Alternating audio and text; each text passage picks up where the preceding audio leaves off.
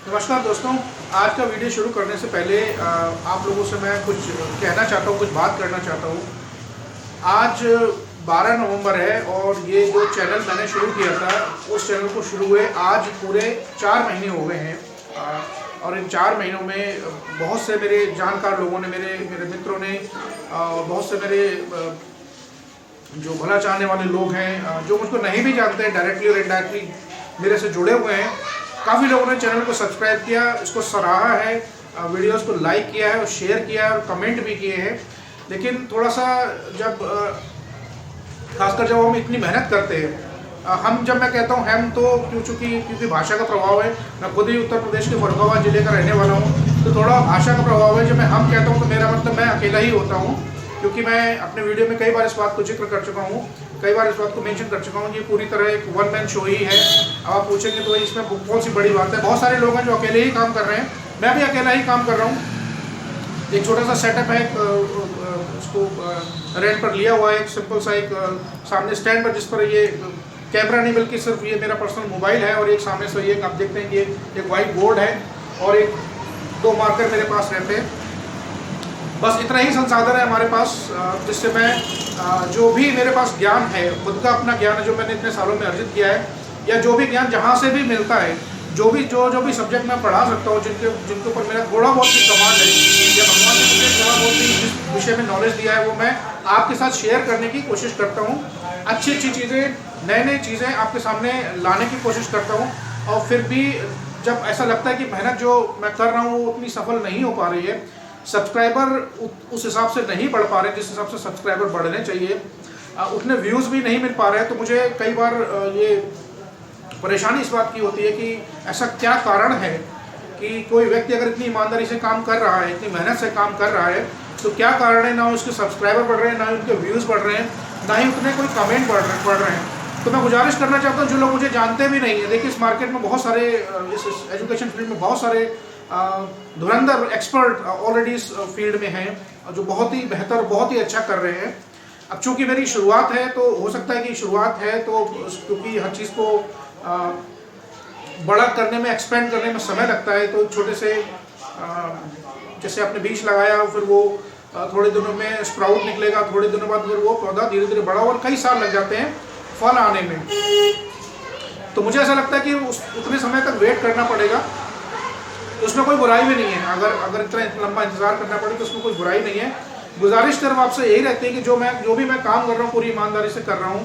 Subscriber अगर आप देखते भी हैं, जाने में अगर आपने वो वीडियो खोल के एक बार देखा है, अगर आपको अच्छा लगता है और आपको लगता है कि प्रयास जो है सफल होना चाहिए, तो उसको चैनल को सब्सक्राइब करें, वीडियो को आप लाइक करें, देखें उनको, और अगर आपको अच्छा लगता है कि जानकारी हमारे पास होनी चाहिए, ये जानकारी को शेयर करना चाहिए, क्योंकि वीडियोस में आपने कई बार देखा होगा, जिन लोगों ने पूरा वीडियो देखा होगा, कि कई बार कुछ नई बातें भी निकल कर आती हैं मेरे, तो मैं भी मुझे लगता है कि यह चीज़ भी शेयर करना चाहिए। देखिए, किताबी ज्ञान तो आप कहीं से भी ले सकते हैं, किताबें पढ़ के कहीं से भी सीख सकते हैं, कोई बड़ी चीज़ नहीं है। इंग्लिश ग्रामर कोई बहुत बड़ी चीज़ नहीं है, बस ये सिर्फ समझने और प्रैक्टिस करने वाली बात है। जितना प्रैक्टिस करेंगे मैथ्स के जैसे, उतना ही आप इसमें प्रोफिशिएंट होंगे और उतने ही ज़्यादा अच्छे मार्क्स लेकर आएंगे, चाहे वो कॉम्पिटिटिव एग्जाम्स हो, चाहे वो आपको एकेडमिक एग्जाम्स हो, कुछ भी हो, या किसी भी एग्जाम की आप तैयारी कर रहे हो जिसमें इंग्लिश ग्रामर एक इम्पॉर्टेंट सब्जेक्ट है। तो आप लोगों से हाथ जोड़कर विनती है, देखिए बहुत ही सीमित संसाधन, मैंने जैसे आपको बताया, यहाँ पर कोई मैं अतिशयोक्ति वाली बात नहीं कर रहा हूँ, बहुत ही सीमित संसाधन के साथ मैं यहाँ पर काम कर रहा हूँ। आपसे बस हाथ जोड़कर सिर्फ विनती है, मेरा सपोर्ट करें। मुझे पैसे की आवश्यकता नहीं है आपसे, मुझे सिर्फ इतना ही आपसे निवेदन है कि चैनल को सब्सक्राइब करें। व्यूज़ जितना ज़्यादा बढ़ेंगे, तो आप भी जानते हैं कि यूट्यूब कैसे काम करता है। तो बस आपसे मेरी यही प्रार्थना, यही विनती है। थोड़ा सा दुख होता है जब इतनी मेहनत करने के बाद सफलता नहीं मिलती है। चलिए, काफ़ी लंबा चौड़ा इमोशनल इंट्रोडक्शन हो गया, बात करते हैं काम की। आज जो मैं अपने टॉपिक लेकर आया हूँ वो है प्रोवर्ब। आप लोगों ने सुना होगा, हिंदी में कहते हैं कहावत। हिंदी में तो आपने बहुत सारी कहावतें सुनी होंगी, हज़ारों कहावतें। आप भारत के किसी भी हिस्से में चले, मैं दुनिया की बात नहीं कर रहा हूँ, मैं सिर्फ भारतवर्ष की बात कर रहा हूँ। भारत में कहीं भी आप चले जाइए, यहाँ 22 तो ऑफिशियल लैंग्वेजेस हैं which are identified and recognised by the constitution of India. भारत की कॉन्स्टिट्यूशन ने उनको मान्यता दी है, और ऐसा कहा जाता है कि दुनिया में लगभग 5000 बोलियाँ हैं, 5000 भाषाएं और बोलियाँ हैं। और भारत में भी लगभग 2000 से ज़्यादा भाषाएं और बोलियां बोली जाती हैं आज। तो भारत के विभिन्न प्रांतों में जहाँ से भी ये कहावतें आई हैं, कुछ मैं आपके लिए लेकर आया हूँ। अब चूंकि ये इस चैनल पर केवल इंग्लिश और बायोलॉजी के मैं टॉपिक कवर करता हूँ, तो मेन फोकस हमारा रहेगा इंग्लिश पर। हिंदी में तो आपने कहावतें सुनी होंगी, लेकिन उस हिंदी को अगर मैं बोलूँ कि आप उसको इंग्लिश में ट्रांसलेट करके कैसे बताएंगे। जैसे एक एग्जांपल लेते हैं कि नाच न जाने आंगन टेढ़ा, इसको आप इसको आप कैसे करेंगे? आज को आप ट्रांसलेट कर ही नहीं सकते। अगर आप ट्रांसलेट कर भी लेंगे, वर्ड फॉर वर्ड आपने ट्रांसलेशन उसका कर भी दिया, तो मतलब वो निकल के नहीं आएगा, मैसेज वो नहीं जाएगा जो आप मैसेज लोगों को देना चाहते हैं या जो अपनी बात उस कहावत के माध्यम से बताना चाहते हैं। तो प्रोवर्ब्स बेसिकली होती है कहावतें, मुहावरे नहीं, मुहावरे इडियम्स होते हैं।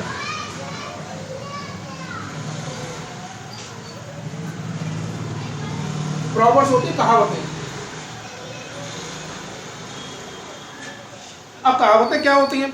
देखिए, पुराने समय में लोगों ने जो भी अपनी परिस्थितियों के हिसाब से या जो भी अपने पर्सनल एक्सपीरियंस से, लोगों के एक्सपीरियंस से लोगों ने जो देखा समझा, उसके आधार पर कुछ बातों को कहना शुरू किया और वो बातें प्रचलित हो गई। धीरे धीरे वो बातें प्रचलित हो गई और वो बातें इतनी प्रचलित हुई कि आज भी उनको हम डिफरेंट कॉन्टेक्स्ट में यूज करते हैं, डिफरेंट कॉन्टेक्स्ट में कहते हैं। जैसे मैंने अभी आपको एग्जांपल दिया, नाच न जाने आंगन टेढ़ा, इसको आप इंग्लिश में ट्रांसलेट कीजिए, आप नहीं कर पाएंगे, क्योंकि जब हम प्रोवर्ब इसको हम अगर इंग्लिश में बात करेंगे तो इसको प्रोवर्ब बिल्कुल अलग तरीके से लिखी जाती है, मतलब वही होता है।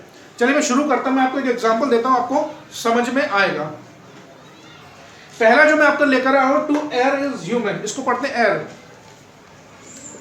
एयर का मतलब होता है गलती करना। क्या करना? गलती करना। टू एयर इज ह्यूमन, इसको आप एज इट इज पढ़ेंगे तो आप इसको गलत पढ़ेंगे। इसका मतलब है गलती करना मानवता है। आप कहें गलती करना मानवता कैसे है भाई? तो इस कहावत का मतलब क्या है कि गलतियां जो है किससे होती है? इंसानों से ही होती हैं।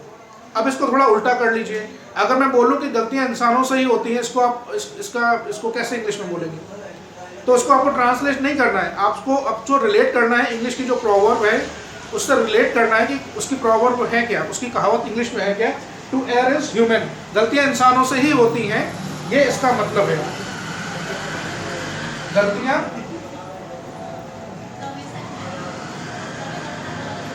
इंसानों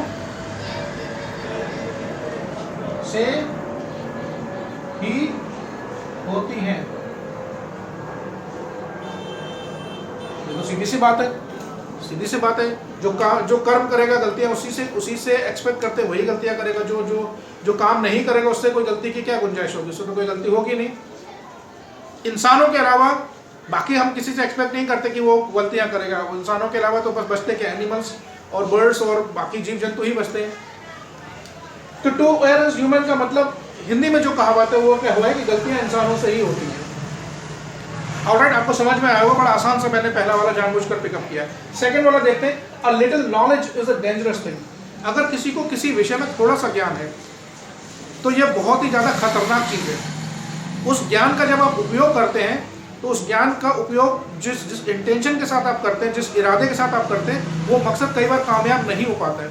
जैसे किसी विषय में आपको बहुत कम नॉलेज है, जैसे मान लीजिए कि आपके आस पड़ोस में, मोहल्ले में या आपके शहर में बहुत सारे ऐसे डॉक्टर्स, सो कॉल्ड डॉक्टर्स होते हैं जिनके पास कोई यूनिवर्सिटी की, कोई कॉलेज की डिग्री नहीं होती है, वो क्वालिफाइड डॉक्टर्स नहीं है, लेकिन वो फिर भी इलाज थोड़ा बहुत कर लेते हैं, क्योंकि कहीं ना कहीं से उन्होंने कुछ सीखा हुआ था, कुछ दवाइयों को सीख लेते हैं, पढ़ लेते हैं। और कई बार ऐसा होता है उनकी थोड़ी सी नॉलेज के चक्कर में कई बार पेशेंट की जान पर बनाती है और कई बार कुछ का कुछ हो जाता है। तो कहने का मतलब ये है, a little knowledge is a dangerous thing, थोड़ा ज्ञान हमेशा खतरनाक होता है। ये तो होगा इसका हिंदी में मतलब। अब इससे रिलेटेड जो कहावत है वो आपके दिमाग में क्या आती है? हिंदी में कहावत है, नीम हकीम खतरा है जान। नीम हकीम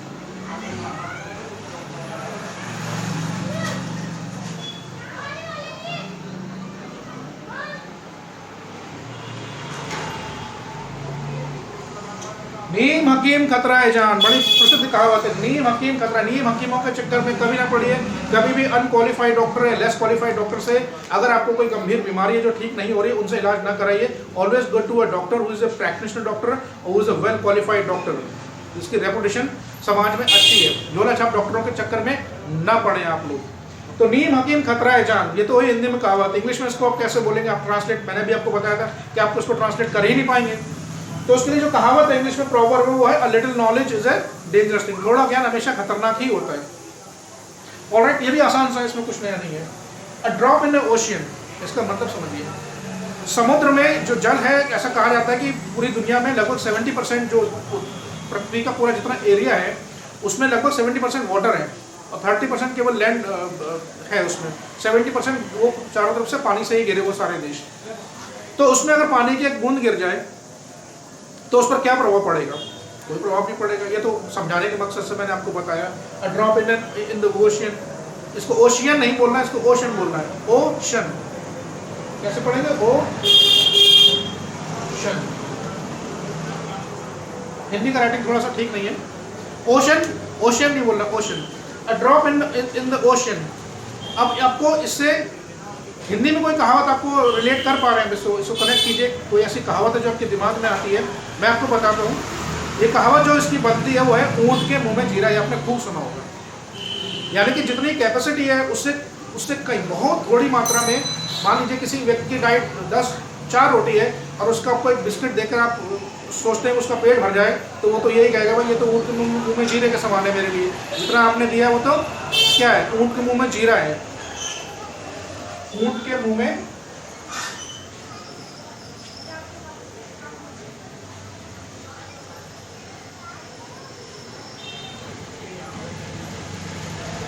ऊँट के मुंह में जीरा बहुत प्रसिद्ध कहावत है, सुनी होगी आपने कई बार। लेकिन आप इंग्लिश में उसको कैसे लिखेंगे? A drop in the ocean. इतने बड़े समुद्र में एक ड्रॉप बिल्कुल ऊँट में के मुंह में जीरे के समान ही है। ये तो रहा एग्जाम्पल।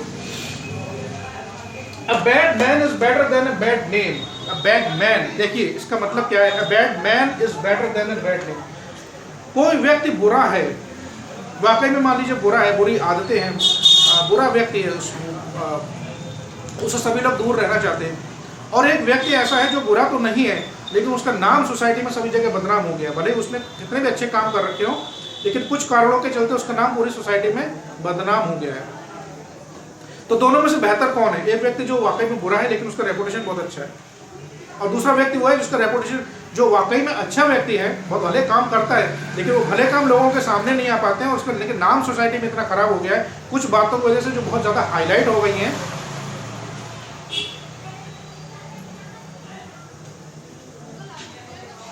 उसकी वजह से उसका नाम सोसाइटी में बहुत खराब हो गया है। तो ये तो रहा इसका मतलब। अब इससे कोई प्रॉब्लम आपको कनेक्ट कीजिए, क्या आपको प्रॉब्लम समझ में आती है? मैं आपको 2 सेकंड का टाइम देता हूँ। इसके लिए जो हिंदी में कहावत है वो है बद अच्छा बदनाम बुरा। बद अच्छा बदनाम बुरा। बदनाम बुरा व्यक्ति हमेशा बुरा होता है। जो व्यक्ति वाकई में बुरा है वो उतना बुरा नहीं है जितना वो व्यक्ति समाज के लिए बुरा है जिसका नाम ऑलरेडी बदनाम हो चुका है। तो यहाँ पर क्या आएगा? बद अच्छा बदनाम बुरा।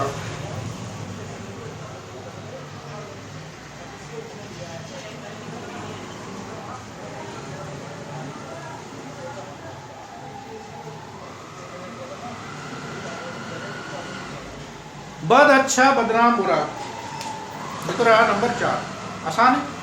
चलिए आगे बढ़ते हैं। नेक्स्ट है मच क्राई लिटिल वूल। ये एग्जाम्पल कहाँ से लिया गया है? जैसे मान लीजिए वूल कहाँ से आती है? आजकल तो सिंथेटिक वूल है, मशीनों से बनती है फैक्ट्रीज में। तो पुराने समय में जब फैक्ट्रीज वगैरह नहीं थी, और अभी भी ऐसा होता है, जो भेड़ होती है, भेड़ के जो बाल काफ़ी बड़े हो जाते हैं तो उनको मशीनों का पहले तो हाथ से किया जाता है, मशीनों से उनको निकाल लिया जाता है और उनको वूल बनती है जो वाकई में बहुत ही गर्म होती है और थोड़ा महंगी भी होती है। तो अब क्या है कि किसी भेड़ का किसी ने वूल निकालनी शुरू की और भेड़ बहुत ज़्यादा शोर मचा रही है, चीख रही, चिल्ला रही है, और अंत में फाइनली 2-1 घंटे की मेहनत के बाद पता क्या लगा कि उसमें से थोड़ी सी भाई ऊन ही निकली। मच क्राई, शोर ज़्यादा मच गया लेकिन काम बिल्कुल कुछ भी नहीं हुआ। तो आपने सुनी होगी कहावत, मैं आपको रिलेट करके भी बताऊंगा। इसको हिंदी में जो हिंदी में इसकी जो कहावत बनती है वो ये बनती है, आपने सुना होगा ऊंची दुकान फीका पकवान। एक दुकान है, इसका नाम बहुत बड़ा हो गया, बहुत ऊंची दुकान है, बहुत ब्रांडेड चीज़ें मिलती हैं, बहुत अच्छे रेपुटेशन मार्केट में है उसकी। लेकिन अगर जब वहाँ पर कोई चीज़ खाने जाते हैं या कोई चीज़ लेने जाते हैं, वो प्रोडक्ट इतने सब स्टैंडर्ड प्रोडक्ट होते हैं तो आपके मुंह में ऐसा ही लगता है कि यार इतनी बड़ी दुकान है, इतनी महंगी चीज़ें हैं। जैसे आप किसी बड़े अच्छे रेस्टोरेंट में चले गए और वहाँ पर आपका खाना बिल्कुल आपकी एक्सपेक्टेशन से भी बिल्कुल स्वाद रहित खाना मिलेगा। तो आपके मन में क्या कहावत है कि भाई यार ये तो ऊंची दुकान है, फीका पकवान है। तो इसकी जो कहावत बनती है वो क्या बनती है? ऊंची दुकान फीका पकवान।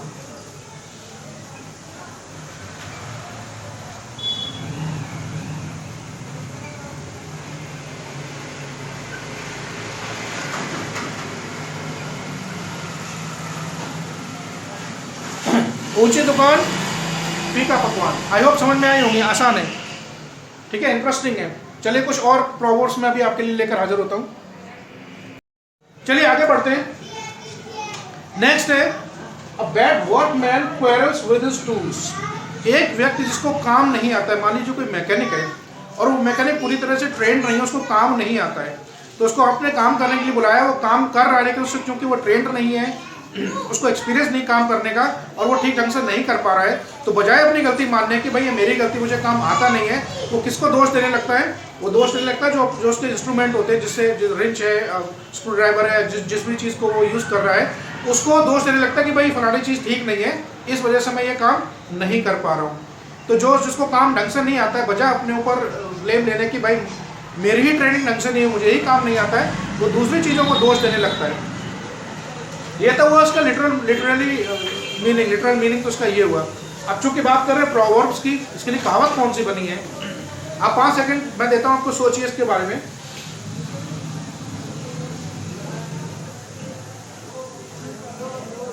चलिए, आपने कहावत सुनी होगी, नाच न जाने आंगन टेढ़ा। नाच न जाने आंगन टेढ़ा।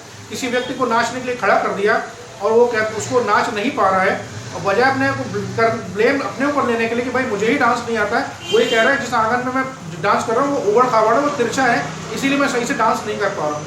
तो मतलब आप समझ गए होंगे, कनेक्ट कर पा रहे होंगे। A bad workman quarrels with his tools. बजाय अपने ऊपर ब्लेम लेने के, अपनी गलती एक्सेप्ट करने के, आप दूसरी चीज़ों पर ब्लेम कर देते हैं, भाई ये गलती, ये जो चीज़ है इस वजह से हो रही, मेरी इसमें कोई गलती नहीं है। तो उसका हिंदी में जो कहावत बनती है वो क्या बनती है? नाच न जाने आंगन टेढ़ा।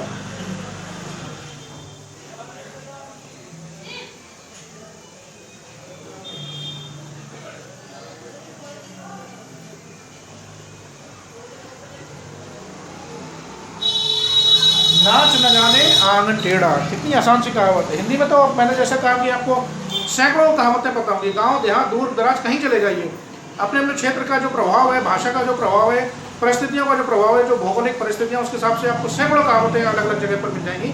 लेकिन जो सबसे ज़्यादा कॉमन है मैं वही आपके लिए लेकर आया हूँ, जो सबसे ज़्यादा प्रचलित है भारत के लगभग हर जगह पर, जहाँ पर भी हिंदी बोली और समझी जाती है वहाँ पर ये बहुत प्रचलित है और बहुत कॉमन है, बहुत आम है ये।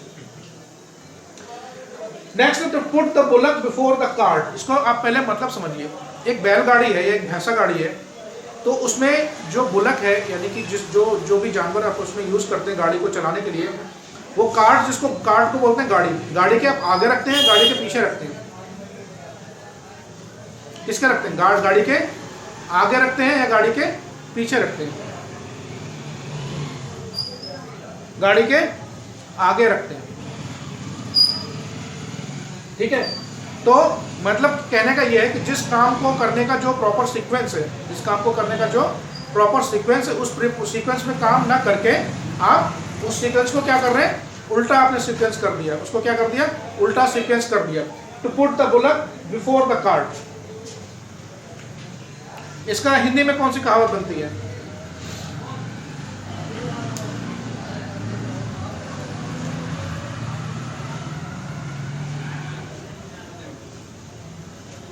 चलिए इस पर अभी थोड़ी देर बाद बात करते हैं। नेक्स्ट बात करते हैं to count chicken before they are hatched. एक कहावत है, बड़ा आम है, थोड़ा सा भाषा उसकी उतनी अच्छी नहीं है, लेकिन लोग बोलते बहुत है कि गांव बसाने भिखारी पहले आ गए। यानी कि काम शुरू हुआ नहीं है, कहीं पर बस्ती बसी नहीं है, और मांगने वाले लोग, काम मांगने वाले या लोग मांगने वाले पहले ही आ गए।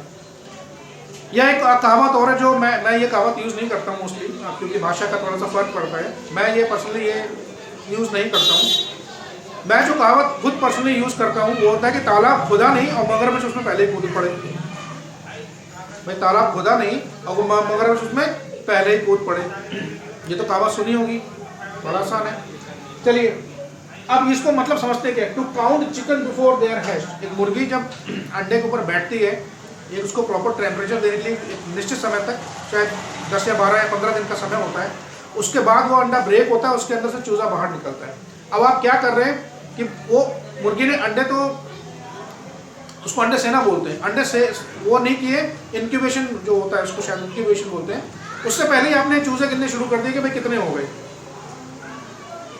चूजे आपने पहले ही गिनने शुरू कर दिए, उस प्रोसेस का वेट नहीं किया, जितना उसमें समय लगता है उसका वेट नहीं किया, और पहले ही आपने गिनने शुरू कर दिए, जबकि आप इस बात के लिए श्योर नहीं है कि जितने अंडे हैं उतने ही चूजे उसमें से निकल सकते हैं या नहीं निकल सकते हैं, इस बात की कोई गारंटी नहीं है। तो to count chicken before they are hatched, मुर्गी के बच्चे पहले ही गिनने शुरू कर दिए, बजाय इसका वेट करने के लिए, थोड़ा वेट करने के एक्चुअल में एंड रिजल्ट क्या निकलता उसका वेट नहीं करा। तालाब बनाने मगरमच्छ उसमें पहले कूद पड़े। एक और कहावत है गांव में, सूत न फेनी जुलाई से लटम लटा।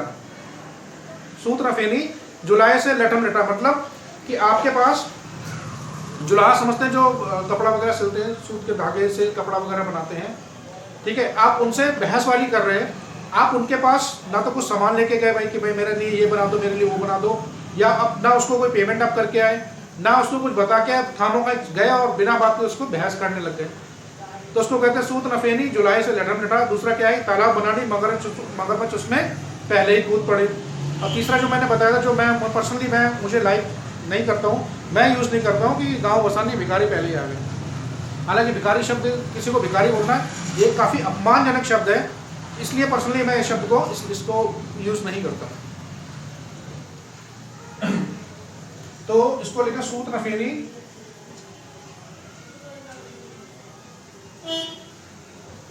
जुलाई से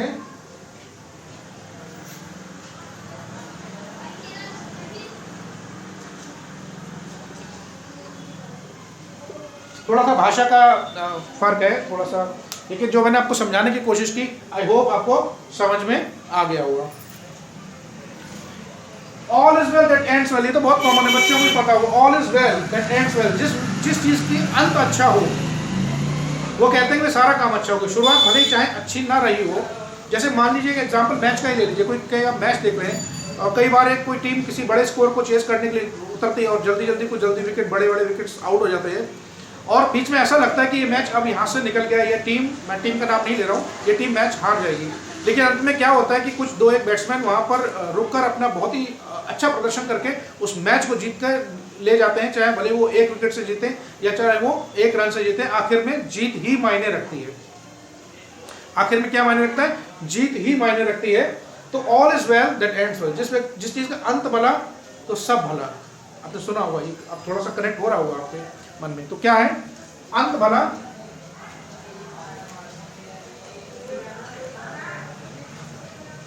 सो सब भला।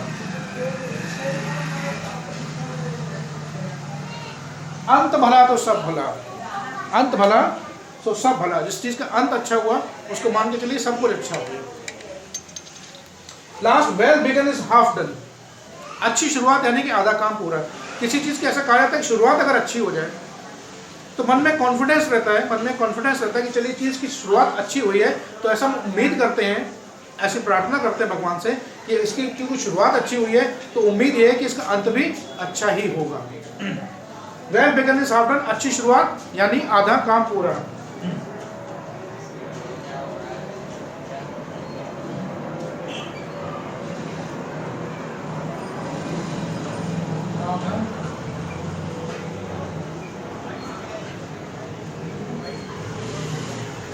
अच्छी शुरुआत मतलब आधा काम पूरा। आई होप आपको समझ में आया होगा। ये वाला पॉइंट है, और उसके बाद कुछ और प्रोवर्ब्स में अभी आपके लिए लेकर हाजिर होता हूं। चलिए आगे बढ़ते हैं, लेट्स मूव ऑन। अब जो नेक्स्ट मैं अपने लेकर आया हूं, आपने कहावत सुनी होगी। कहावत क्या है, तो बड़ा आम बोलचाल में हम यूज करते हैं, भाई जो हुआ सो हुआ, जो हो गया सो उसको भूल जाइए, बीती बात विसार दे, मतलब जो बात बीत गई उसको भूल जाइए, जो बात हो गई उसको भूल जाइए, क्योंकि वो वापस नहीं आ सकती। और जो गलती है, जो काम हो गया है, उसको सुधारा नहीं जा सकता है, उस पर बहस करना या बात करना व्यर्थ है, बेकार है। तो उसके लिए इंग्लिश में जो कहावत है, to let bygone be bygone, जो हो गया सो हो गया, जो हुआ सो हुआ। देखिए ये प्रॉब्लम सिर्फ याद करने के मकसद से नहीं है कि इनको याद करना एग्जाम में अच्छे मार्क्स लाने हैं। अगर आप if you really want to improve your language, especially written English और spoken English, please learn them. आप इनको याद कीजिए and try to use them in your sentences while you are speaking with someone in English, and when you try to write English, try to use them as much as you can। जितना आप कर सकते हो उतना आप use कीजिए। It will make your language more effective and more efficient and more impressive.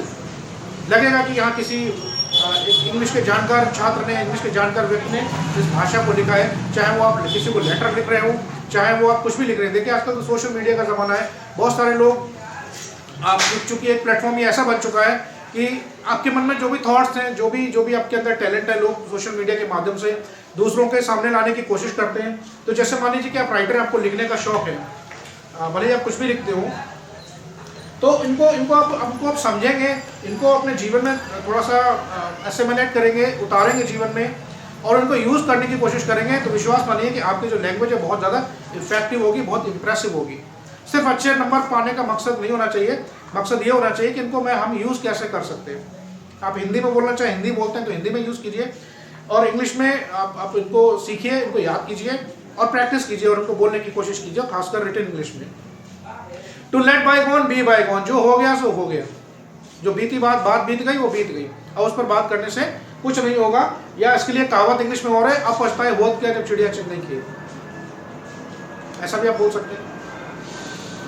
To put the bullock before the cart, ये अभी पीछे वाले जो वीडियो का पार्ट था उसमें ये था, इसमें इसका कोई एट प्रेजेंट मुझे कुछ याद नहीं आ रहा है, इसके रिलेटेड कोई कहावत है ज़रूर, लेकिन एट दिस मोमेंट मुझे अभी याद नहीं आ रहा है। अगर आप इसको कनेक्ट कर पा रहे हैं या आपको सर्च करके उस पर आप कमेंट करना चाहें तो मुझे ज़रूर बताएं। चलिए आगे बढ़ते हैं। To carry coal to Newcastle, देखिए न्यू कैसल में NW है तो आप समझ गए होंगे एक जगह का नाम है।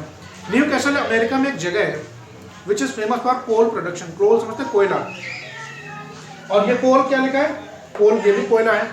तो आप इस चीज़ को समझिए, पहले मैं क्या कह रहा हूँ कि आप कोयले को कहाँ ले जा रहे हैं, वहाँ जहाँ विश्व में सबसे ज़्यादा कोयला होता है वहाँ कोयले आप ले जा रहे हो, तो उसका मतलब क्या है, जहाँ कोयले का प्रोडक्शन सबसे ज़्यादा होता है आप कोयले को वहीं वापस ले जा रहे हो।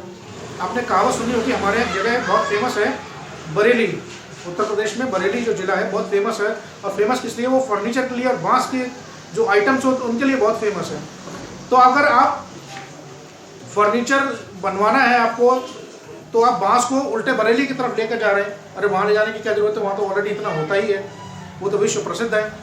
तो कहावत आपको अब समझ में आ गई होगी, इसके रिलेटेड, इससे कनेक्टिंग जो कहावत वो कौन सी बनती है, उस कहावत बनती है उल्टे बांस बरेली को, क्या, उल्टे बांस बरेली को।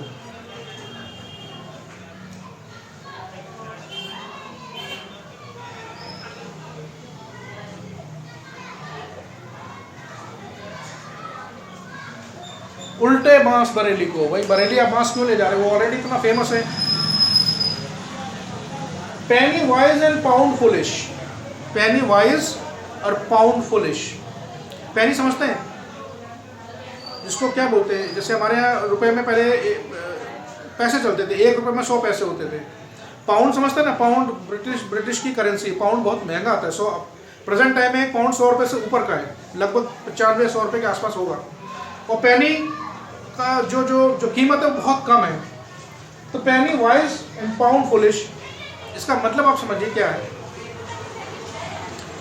कि आपको एक तरफ तो सोने की अशर्फियाँ दी जाए और दूसरी तरफ आपको कोयला दिया जाए, तो आप किसको प्रोटेक्ट करना चाहें, किसको अपने पास रखना चाहें, कोयले को या फिर अशर्फियों को? सीरियस बात, अशर्फियों को।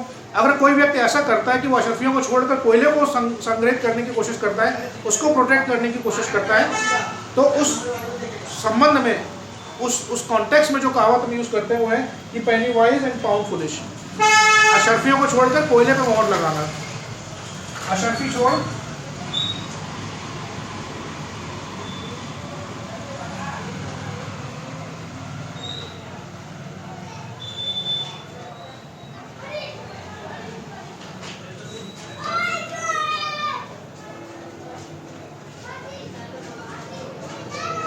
अशरफी छोड़ कोयले पर मोहर लगाना, अशरफी छोड़ कोयले पर मोहर लगाना। ये जो प्रॉब्लम, इसकी जगह मैं एक और आपको बता देता हूँ यहाँ पर, जस्ट टू सेव टाइम।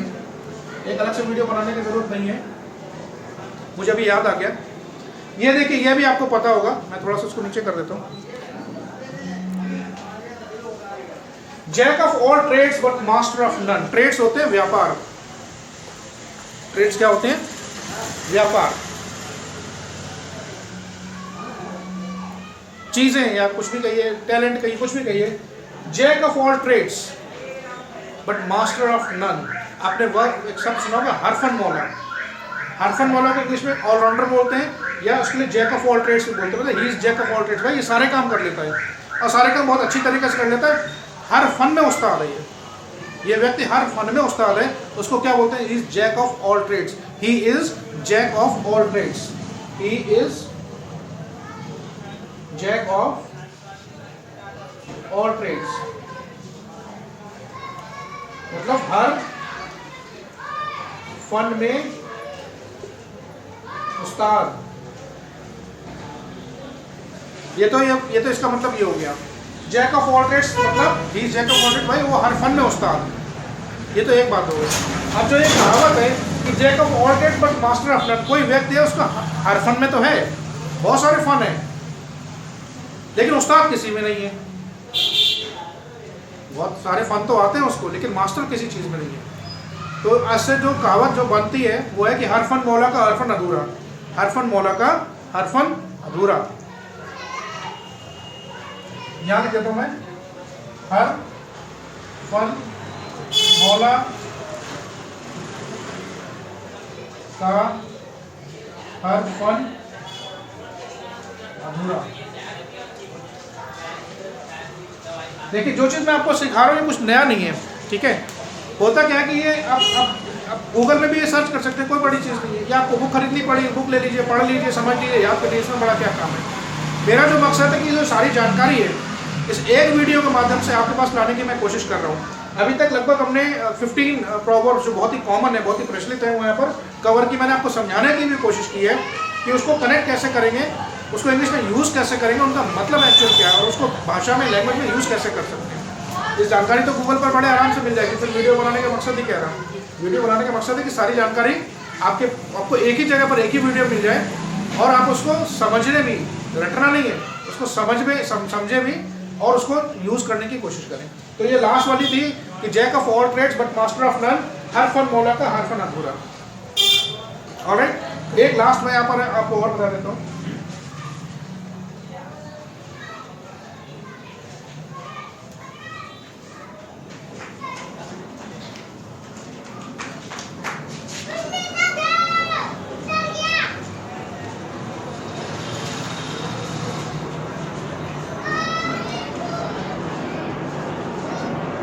इसको पढ़िए, When the sky falls, we shall catch the lark. When the sky falls, we shall catch the lark. Lark एक चिड़िया का नाम है। लार्क यहाँ पर क्या है, इसको एल में कैपिटल कर देता हूँ ताकि इसको। लार्क एक बर्ड का नाम है, जैसा कहा जाता है, हालांकि देखा तो मैंने भी नहीं है, शायद फोटो वगैरह अवेलेबल हो गूगल में, कि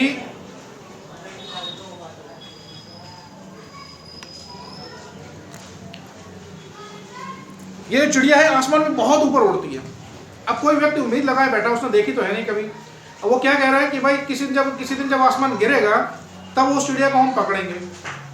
तो वो इस आस में, झूठी उम्मीद में बैठा है कि एक असंभव सा काम होगा। तो फिर इसके बाद जब मैंने सोचा, वो जो मैंने प्लान किया, फिर वो काम मैं करूँगा, या वो काम फिर मेरा आसानी से हो जाएगा। अब आप समझ रहे होंगे कि इससे जो रिलेटेड कहावत तो क्या बन रही है कि भाई जब आसमान गिरेगा अपने आप, किसी दिन कभी ना कभी तो गिरेगा, कभी ना कभी तो ऐसा होगा। तो जब गिरेगा तब हम भाई जो लार्क, जो चिड़िया है आसमान में बहुत ऊपर उड़ते, तो हम गिरेगी, वो भी नीचे गिरेगी, हम उसको आराम से पकड़ लेंगे भाई, इसमें क्या है। तो आपको कहावत, आपको कुछ याद आ रही है, कुछ समझ में आ रही है। कहावत ये कि न नौमन तेल होगा न राधा नाचेगी। तो बड़ा कॉमन सी कहावत है कि ना भाई कभी नौमन तेल इकट्ठा हो पाए, ना कभी राधा नाचेगी।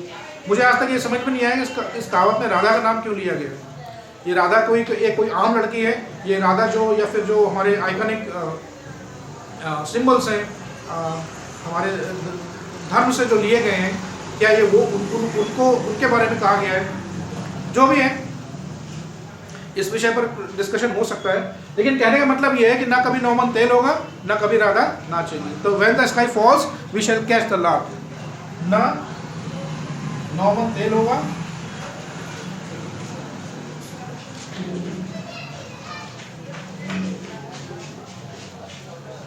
ना राधा नाचेगी। एक मन कितना होता है? लगभग 40 किलो का होता है। कुछ जगहों पर मन का थोड़ा सा मेजरमेंट अलग है, लेकिन जो मोस्ट कॉमन है वो 40 किलो। एक मन इज 1 मन is equal to 40 kg, 40 kilo का एक मन होता है। तो ना कभी भी 9 मन तेल होगा, ना कभी राधा नाचेगी। तो आई होप आपको ये सारी जानकारी समझ में आई होगी, अच्छी लगी होगी। और जैसा कि मैंने वीडियो के शुरुआत में आपसे हाथ जोड़कर रिक्वेस्ट किया था, प्लीज़ चैनल को सब्सक्राइब करें। देखिए आप खुद समझ सकते हैं कि इन जानकारी को इकट्ठा करने में कितना समय लगता है, वीडियोज़ को बनाने में समय लगता है। आपसे सिर्फ यही गुजारिश है, चैनल को सब्सक्राइब करें। जितने ज़्यादा सब्सक्राइबर होंगे मुझे उतनी ही पर्सनली बहुत खुशी मिलेगी। और मेरा कोशिश ये रहेगी कि ज़्यादा से ज़्यादा मैं अच्छी से अच्छी जानकारी आपके लिए लेकर आऊँ। जहाँ से भी ये सब चीज़ें मैं आपके लिए इकट्ठे कर सकता हूँ, उसको बहुत सरल और सिंपल तरीके से आपको समझाऊँ, ताकि आपको भविष्य में मदद मिले and you are able to improve your language और communication. It is very important for all of you. मिलते हैं अगले वीडियो में आपसे। चैनल सब्सक्राइब कीजिए। बहुत बहुत धन्यवाद और चैनल से जुड़े रहिए। नमस्कार।